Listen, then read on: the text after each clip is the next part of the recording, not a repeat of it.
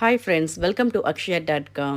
இன்றைக்கி இந்த வீடியோவில் நல்ல சூப்பரான ஹெல்த்தியான ஒரு ஈவினிங் ஸ்நாக்ஸ் ரெசிபி வீட்டில் இருக்கக்கூடிய ஒரு சில பொருட்களை வச்சு ரொம்ப ரொம்ப சுலபமாக நல்ல ஃபில்லிங்காக செஞ்சு தரலாம். கண்டிப்பாக இன்றைக்கே செஞ்சு பாருங்கள். சுட சுட சாப்பிட ரொம்ப ரொம்ப அருமையாக சூப்பராக இருக்கும். எப்பவும் நம்ம வழக்கம் போல் செய்கிற மாதிரி இல்லாமல் அரைக்க பால் வச்சு இது மாதிரி ஒரு முறை செஞ்சு கொடுத்து பாருங்கள். வைக்க வைக்க சாப்பிட்டுக்கிட்டே இருப்பாங்க. அந்த அளவுக்கு நல்ல பஞ்சு மாதிரி சாஃப்டாக இருக்கும். வாங்க எப்படி செய்யறதுன்னு பார்க்கலாம். இதை செய்யறதுக்கு ரொம்ப நேரம் எடுக்காது. ஒரு 10 நிமிஷத்துக்குள்ளேயே ஈஸியாக செஞ்சிடலாம். இப்போ இதை செய்யறதுக்கு ஒரு மிக்சிங் பவுலில் அரை கப் அளவுக்கு ரவை, வறுத்த ரவை வறுக்காத ரவை எதுவாக இருந்தாலும் சேர்த்துக்கலாம். கூடவே அதே கப்பில் அரை கப் அளவுக்கு காய்ச்சி ஆறின பால் சேர்த்துக்கலாம். சேர்த்து ரவையோடு நல்லா கலந்துட்டு இதை அப்படியே ஒரு பிளேட் போட்டு மூடி வச்சிடலாம். 5 நிமிஷம் அப்படியே ஊறட்டும். ரவை பால் எல்லாத்தையும் உறிஞ்சி நல்லா சாஃப்டாக ஊறி வரட்டும். அப்படியே மூடி வச்சிடலாம். இப்போ இதோடு சேர்க்கறதுக்கு ஒரு சாஸ்பேனில் அரை கப் அளவுக்கு பொடிச்ச வெல்லம் சேர்த்துட்டு அதே கப்பில் அரை கப் அளவுக்கு தண்ணி சேர்த்து நல்லா கலந்து விட்டுடலாம். வெல்லம் பாகுபதெல்லாம் வர வேண்டியது இல்லைங்க. ஜஸ்ட் வெல்லம் கரைஞ்சி கொதி வந்தால் போதும். இப்போ பாருங்கள், வெல்லம் கரைஞ்சி கொதி வர தொடங்கியிருக்கு. இப்போ அடுப்பு ஆஃப் பண்ணிவிட்டு இதை இறக்கி ஆற விட்டுடலாம். இது லைட்டாக ஆறட்டும். இப்போ நம்ம மூடி வச்சுருந்த ரவையை திறந்து பார்த்துக்கலாம். ரவை நல்லா பால் எல்லாத்தையும் உறிஞ்சி நல்லா சாஃப்டாக ஊறி இருக்குது பாருங்கள். 5 நிமிஷம் தான் மூடி வச்சேன், அதிலே நல்லா ஊறி இருக்குது. இப்போ இந்த ஊறின ரவையை மிக்சர் ஜாருக்கு மாற்றிக்கலாம். பால் எல்லாத்தையும் உறிஞ்சி நல்லா திக்காக இருக்குது பாருங்கள். இது எல்லாத்தையுமே அப்படியே மிக்சர் ஜாருக்கு மாற்றிக்கலாம். மாற்றிட்டு இப்போ இதோட 1/4 கப் அளவுக்கு பச்சரிசி மாவு, அரை கப் ரவை எடுத்தோம். அதே கப்பில் 1/4 கப் அளவுக்கு பச்சரிசி மாவும் 1/4 கப் அளவுக்கு கோதுமை மாவும் சேர்த்துக்கலாம்.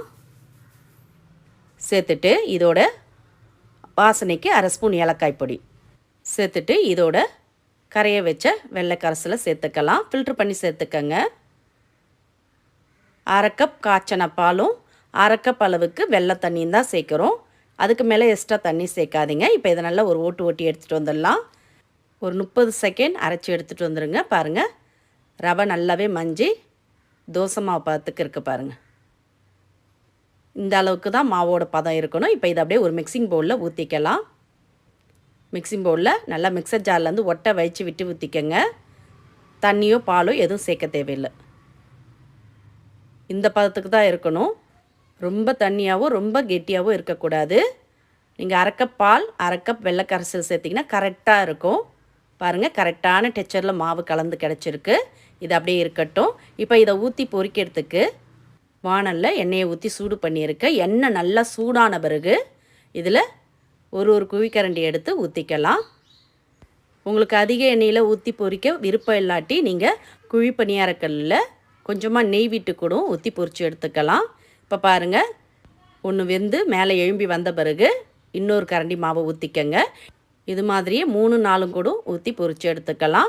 ஒன்று வெந்து எலும்பி வந்த பிறகு மாவை எடுத்து ஊற்றிக்கங்க. அப்போ தான் ஒன்றோடு ஒன்று ஒட்டாமல் நல்லா உப்பி வெந்து வரும். பாருங்கள், நல்லா உப்பி வந்திருக்கு பாருங்கள். இப்போ அப்படியே திருப்பி விட்டுக்கலாம். திருப்பி விட்டு நல்லா 2 சைடும் வெந்து செவந்ததும் எடுத்துடலாம். இதில் நம்ம சோடாப்பெல்லாம் எதுவுமே சேர்க்கலைங்க. அதிலே ஒன்று பந்து போல் நல்லா உப்பி பஞ்சு மாதிரி சாஃப்டாக வரும். கண்டிப்பாக பால் சேர்த்து இது மாதிரி அப்பம் ரெசிபி ஒரு முறை ட்ரை பண்ணி பாருங்கள். இப்போ எடுத்துட்டு மீதமுள்ள மாவையும் இது மாதிரி ஊற்றி பொரித்து எடுத்துக்கலாம். சிம்பிளாக மாலை நேரத்தில் டீ காஃபியோட சுட சுட இது மாதிரி ஸ்கூல் விட்டு வரும் பசங்களுக்கு ஹெல்த்தியாக செஞ்சு கொடுங்க. தட்டில் ஒன்று கூட மிச்ச வைக்காமல் சாப்பிட்ருவாங்க. கண்டிப்பாக இதே மாதிரி இதே அளவுகளோடு ட்ரை பண்ணி பார்த்துட்டு உங்களோட கருத்துக்களை கமெண்டில் தெரிவிங்க. இந்த ரெசிபி உங்களுக்கு பிடிச்சிருந்தா வீடியோக்கு ஒரு லைக் கொடுங்க. ஃப்ரெண்ட்ஸ் அண்ட் ரிலேட்டிவோட இந்த வீடியோவை நிறைய ஷேர் பண்ணுங்கள். மறக்காமல் நம்மளுடைய சேனலையும் சப்ஸ்கிரைப் பண்ணிவிடுங்க. இப்போ ஒன்று எடுத்து போட்டு காட்டுறேன் பாருங்கள். ரவை சேர்த்ததுனால மேலே நல்லா கிறிஸ்பியாக உள்ள நல்ல பஞ்சு மாதிரி சாஃப்டாக சாப்பிட ரொம்ப அருமையாக சூப்பராக இருக்கும். நீங்களும் இதே மாதிரியே செய்து பாருங்கள். மீண்டும் இது மாதிரி சிம்பிளான புதிய வீடியோவில் நாளை சந்திக்கலாம். நன்றி, வணக்கம்.